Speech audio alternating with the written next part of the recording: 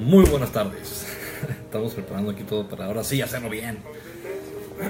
Que la vez pasada hubo muchos problemas técnicos. Bienvenidos de nuevo a una cápsula de Cerebralmente, donde mente es solo un sufijo. Yo soy el doctor Carlos Novo, neurocientífico, y hoy vamos a continuar y rehacer, porque la semana pasada no estuvo bien. Ayer fue el Día Internacional de la Concienciación, para ser más conscientes y conocer más sobre los trastornos del espectro autista. Así que ese tema, el trastorno del espectro autista, lo tocaremos el siguiente jueves. Y hoy continuaremos con el interesantísimo tema de experiencias místicas, o también experiencias de éxtasis, y el cerebro. Todo del cerebro. Por lo menos no sabemos si todo viene del cerebro, pero todo se da gracias a él. Y justo por ahí quiero comenzar, porque la pregunta posiblemente más importante no es el vivir o no vivir, el ser o no ser, sino más bien es si nuestro cerebro está hecho para crear la experiencia y el concepto de Dios, o si está hecho para recibirlo. Entonces no vamos a meternos en esa pregunta, porque hasta ahorita nadie jamás ha podido contestarlo. Entonces yo no pretendo descubrir algo que por lo visto nuestro cerebro no es tan capaz de. Vamos a por lo menos entrar en un punto de acuerdo en donde todo depende de este pequeño ente de 1400 gramos que tenemos dentro del cráneo. Si recibe o crea, o ambas a la vez, al mismo tiempo, y que es totalmente inseparable, del todo no lo sabemos, pero vamos a comenzar a hablar de la experiencia mística o la experiencia espiritual. Hemos cambiado un poquito el término, porque antes le llamamos experiencia religiosa, y no nos gustó tanto, porque es lo mismo básicamente. La diferencia es que una experiencia religiosa es una experiencia mística o espiritual ligada o relacionada o fundada o con temas de una religión en específico. Entonces, una religión es una construcción básicamente humana de nosotros, que tiene un orden y tiene una institución, no solamente un orden jerárquico entre las personas, sino un orden en qué se hace, qué rituales, qué tradiciones, qué se cree, qué no se cree. Entonces, eso es la parte religiosa, el acomodar cierta información que tiene que ver con Dios. El concepto Dios, vamos a ponerlo como el concepto más universal posible, independientemente de cómo se imaginen a Dios, o si creen en él o en ello, pero no podemos ponerle un sexo. Es independiente de todo esto. Lo que es real es que todos tenemos ciertas experiencias de éxtasis, extáticas, y justamente hoy hablaremos de las crisis epilépticas extáticas, de éxtasis. Hay varios síndromes alrededor. Voy a tocar ahorita rápidamente de qué no vamos a hablar. Iba a empezar con la famosa frase de Hipócrates de hace 2500 años, de que todo, nuestros pesares, nuestras risas, nuestros sufrimientos, nuestras imaginaciones, deseos, todo viene del cerebro. Entonces, pero no empecé por ahí, porque Hipócrates lo voy a tocar aquí, entonces ya lo hice 2 veces. Y él hizo un tratado, el primer que conocemos, es el primer tratado amplio, organizado, sobre la epilepsia, a la cual él llamaba la enfermedad, digamos, espiritual, o la enfermedad sagrada, por otra totalmente causa de lo que vamos a hablar hoy. Entonces se llamaba así porque se pensaba que algún espíritu entraba al cuerpo de la persona y lo hacía agitarse, lo hacía convulsionar. Entonces eso sabemos que está ya muy lejos de la realidad. El que quiera seguir pensando que así es, está en todo su derecho. Nada más le pediremos que no tome ninguna decisión de cualquier otra cosa.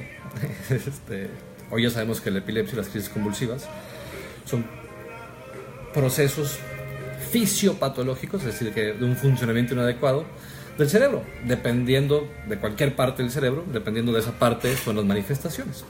Pero hoy no hablaremos de la divinidad de esa enfermedad, por la creencia de que alguien se metía al cuerpo de la persona, sino por la experiencia que ciertas personas con epilepsia pueden sentir gracias a esta actividad patológica.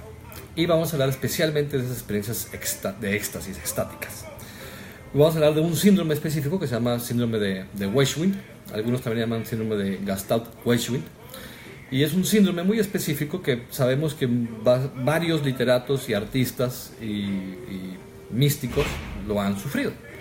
De hecho, en general, casi toda la historia de la humanidad podemos irla como definiendo y describiendo con cerebros extraordinarios.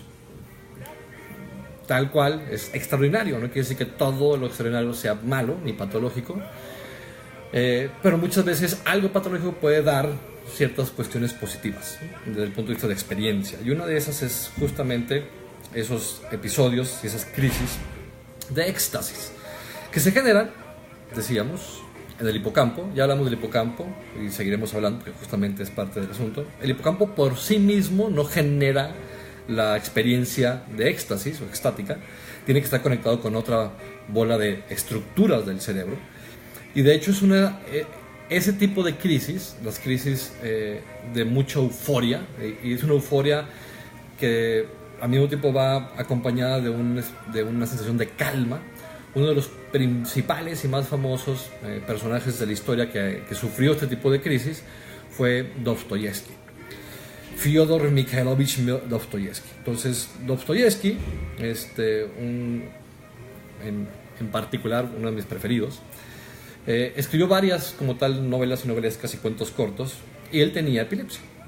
Después también hablaremos, bueno, rápidamente de Teresa, de Cervantes y Ahumada, Teresa Ahumada, Teresa, que también está bien conocido y se ha publicado muchísimo al respecto porque se sabe más bien, que ella tuvo una encefalitis, una infección a nivel cerebral que le produjo un trastorno epiléptico después de toda su vida.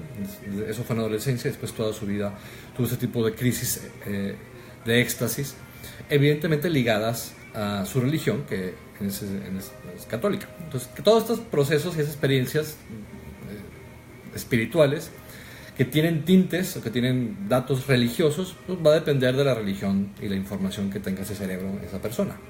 Entonces no son específicas de algo, ¿no?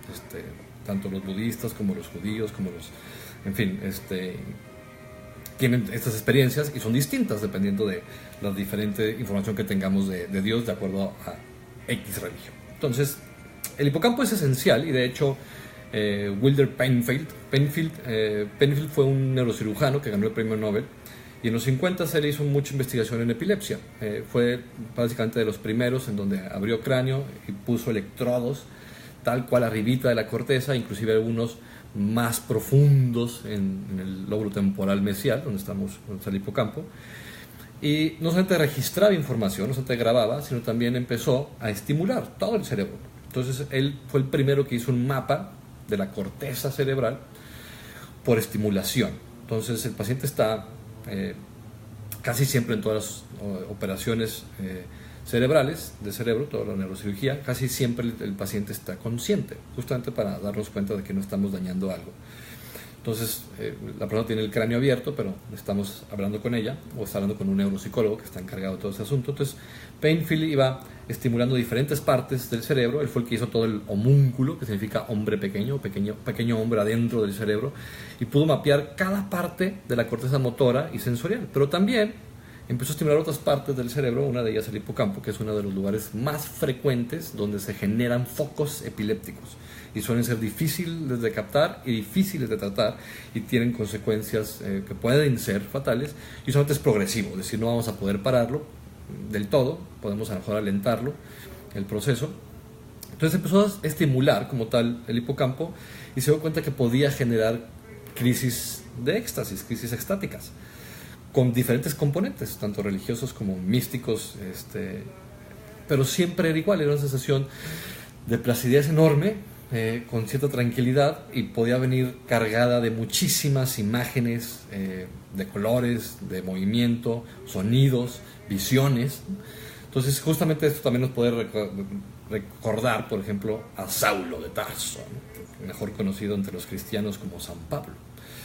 Y claramente cuando describe qué fue lo que pasó, para un neurólogo es, pues, este tipo tuvo una crisis epiléptica, entonces, extática. Entonces, y así han tenido varios, ¿no?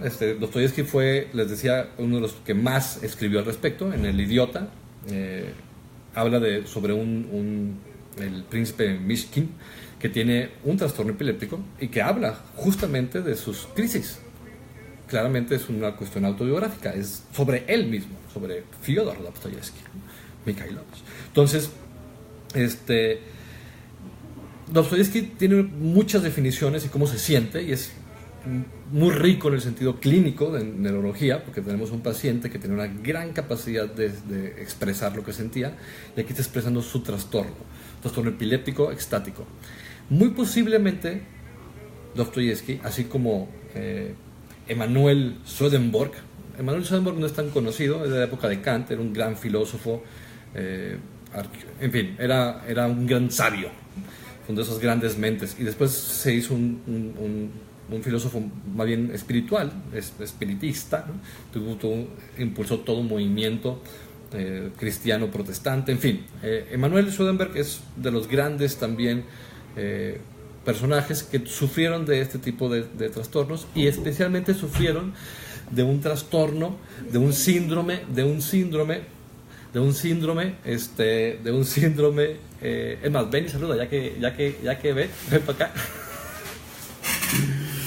Ven para acá, saluda, di a todo el mundo. Hola. Mi hijo, ahora sí, para afuera. Bien. Entonces, estábamos con Swedenborg. Adiós, engendro.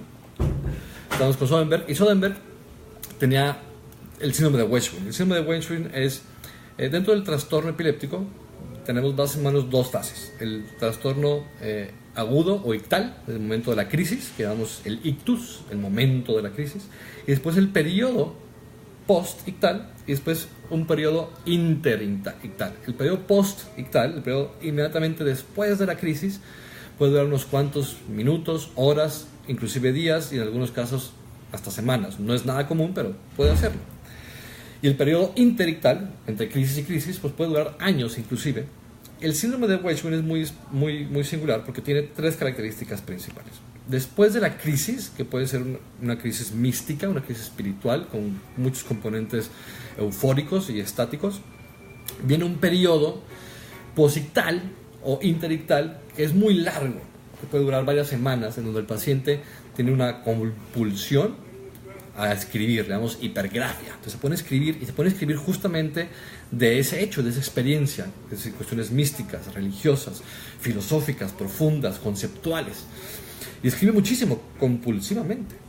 Se acompaña de eso, se acompaña de una hiperreligiosidad o temas filosóficos profundos, y una hiposexualidad, es decir, se bloquea totalmente el deseo sexual o la libido. Hay otro síndrome que llamamos el síndrome de Stendhal, y aunque lo describió, Stendhal fue un literato, lo describió un italiano. Todo esto es en los 60, 70 y 80, es relativamente nuevo todo esto. Y a ese síndrome le damos a la experiencia mística. La experiencia mística y estática, o sea, de éxtasis, a lo mejor muchos lo hemos experimentado de una u otra manera, a lo mejor no al nivel de una crisis epiléptica, pero sí de muchas cosas. Por ejemplo, cuando gana un equipo que te gusta, aquí hay muchos de repente que entran en éxtasis total porque ganó Tigres o Rayados, cosas de ese estilo, ¿no? Y que se pueden parecer mucho también a las experiencias justamente de meditación profunda y la cuestión religiosa. Inclusive mucha gente lo hace y se ha puesto de moda en algún tiempo. Todas estas iglesias y religiones o sectas, que justo lo que querían era provocar un éxtasis en la persona, ya sea por movimientos, por canciones. Entonces, todo esto, finalmente todo el mundo lo queremos. Y en general, la ciencia, también ese proceso de descubrir algo en la ciencia es más o menos similar. Evidentemente eso es normal, tenemos procesos patológicos. Y el Stendhal es más o menos esa sensación de una exaltación positiva cuando se está admirando arte. de hecho, arte y religión y ahora ciencia son como muy parecidos desde el punto de vista de cómo responde el cerebro. Y después hay ciertas drogas como el LSD o la ayahuasca que intentan más o menos también ese proceso y hacer que el cerebro entre en un estado, una actividad que produzca más este tipo de experiencias. Entonces, no con esto queremos decir, vamos a hacer lo mismo, vamos al punto inicial ya para terminar. No sabemos si Dios vive en la sinapsis de nuestro cerebro. Nosotros creamos ese proceso aquí adentro de nuestro cráneo, o si sirve como una especie de receptor. La ciencia no tiene una respuesta todavía para eso, aunque el sentido común nos dice que es ambas posibles y a lo mejor paralelas y sincrónicas. Así que vamos a terminar con la primera canción que iniciamos, que se llama Epilepsy is Dancing. Epilepsia es bailar, y justamente habla Anthony and the Johnsons sobre un proceso extático. Que tengan una semana placentera y llena de salud. Hasta la próxima.